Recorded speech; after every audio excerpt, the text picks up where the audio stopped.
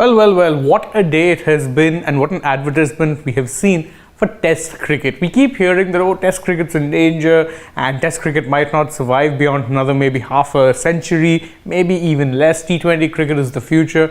But my oh my, there is nothing quite like Test cricket when it goes right. And that was proven by New Zealand's epic one-run victory over England. Now, this was a massive victory for New Zealand in many ways, and we'll be coming to just how exactly it was big for them and why it was such a rarity that this happens. But first, let's actually take a look back at what an improbable situation New Zealand found themselves in, because most people assumed that even though England had to chase for 250 odd runs, 258 to be specific, to get to the target and actually seal a Test series win, that they wouldn't really have a problem doing it. One, because they bat so aggressively, the other because, well, it didn't seem like a massive target. But in the end, New Zealand managed to claw back with a fight back for the ages, even though at one point, especially after the first innings, they looked down and out. So let's just take a look back at how this test unfolded and why exactly this was such a feel-good victory for the Black Caps. Now, in the first innings, well, England just did baseball things, because they ended up scoring 435 runs for 8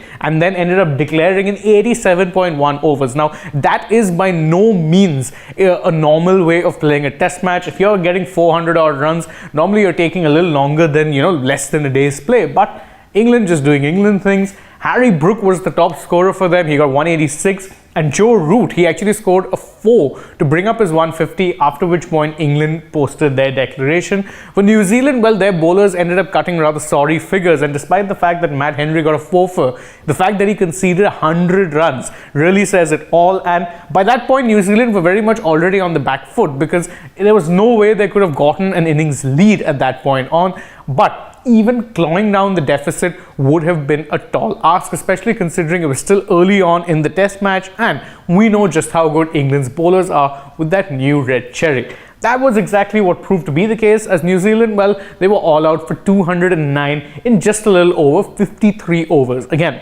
far from ideal when you're looking at how to start a test match, because even though, and mind you, that 200 odd runs could have been a lot less were it not for Tim Southee, their captain, who, by the way, let me remind you, is a bowler, coming in and absolutely playing a barn burner of an innings, scoring a 73 that actually took them as far as 209, because without his innings, realistically, New Zealand were looking like they were going to get bundled out for under 150.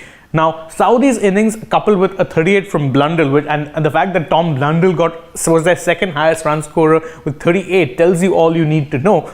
Shows just how dominant the England bowlers are. You had Stuart Broad end with figures of 4 for 61, James Anderson with 3 for 37, and by the way, Anderson only bowled 10 overs. Last 3 wickets were taken by Jack Leach, and at that point, New Zealand were rather unsurprisingly asked to follow on by England. I mean, why wouldn't you? If you've scored nearly 500 runs and got the opposition out for 200 odd, you're thinking, yeah, sure, we're gonna make you follow on, because we can win this test in an innings, or even if not in an innings, not have too many runs to chase come the fourth. Well, New Zealand actually had other plans, because in the second innings, they ended up batting really long. They batted 162.3 overs and ended up getting 483 before England dismissed them. Now, that 483 was propped up largely by, of course, a century from Kane Williamson, who was awarded the man of the match. Blundell also came to the party, was unfortunate to miss out on 100, ended up falling 10 runs short. But even beyond just these two, you had half centuries from the openers and some valuable contributions lower down the order. That is why New Zealand could get to 483, and their batting really came to the party in the second innings, something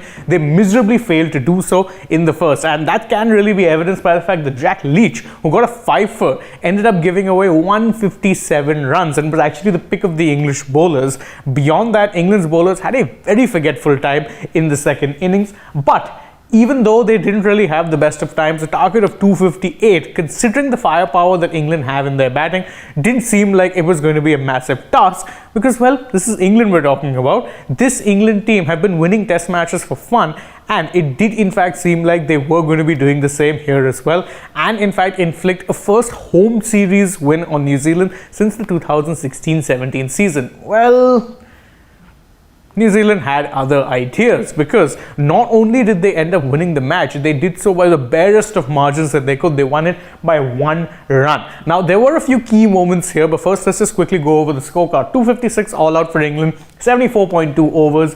You had Joe Root, who brought a lot of calm to proceedings, get a 95. Even after he was dismissed, the test was very much in England's hand. But the fact that Ben Foakes was their next highest scorer with 35 tells you all you need to know. Their batsmen just didn't chip in enough runs at their crucial moments. It helped, of course, that Neil Wagner had a spell for the ages later on in the match, bowling some wonderful short bowling. He got Root, he got rid of Stokes, and he even got the last wicket of the game, where it was James Anderson. So it was a very, very good spell of bowling from Wagner. He was ably supported by Tim Southee, who also took 3 wickets, and New Zealand ended up claiming an absolute win for the ages in front of a very, very large crowd at Wellington. Don't forget, entry for the 5th day was free, so they actually had plenty of fans in the stadium who were just sitting and watching, and they got to witness an absolute epic. Now, this win, of course, is a massive, massive one for New Zealand, because it ensures that they extend their unbeaten run at home from the 2016-17 season. But